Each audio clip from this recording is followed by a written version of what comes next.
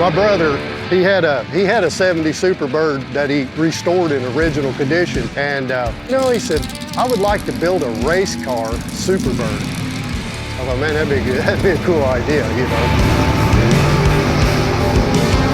Brian Knight from Winslow, Indiana.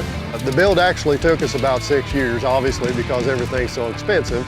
We started out, we was gonna go with a different paint scheme, and then as we went along, we decided to make it exactly the same color as the car that he owned several years ago. Our goal was to take a modern race car chassis and keep the body as classic looking as we possibly could. In other words, make it look like an original Superbird body. Indy cylinder head block and heads. It's an Indy Max aluminum block. It's got the RA6 Hemi aluminum heads. It's 636 cubic inches and normally aspirated. Got two 1450 Dominators on it. Holley, of course. But we just put a brand new distributor in it. It's an MSD. It's one of them big offset distributors so we could run that great big cap.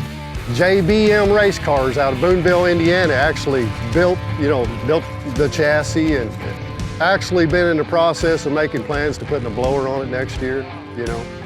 We probably don't have 15, 20 runs on this car since it was brand new, so I mean, we're still figuring out things with it. All the stuff that we built for years and years, a lot of the stuff we did ourselves, but this was basically going to be our last big build, and we've been doing this for 40 years, you know. I mean, since it's been brand new, we basically had everything in the drivetrain out of the car and put back in, changing things up, changing gear ratios, changing torque converters, A lot of work, but at the same time, every time you do something like it, you become more familiar with the car, and everything gets easier than the next time you have to do it.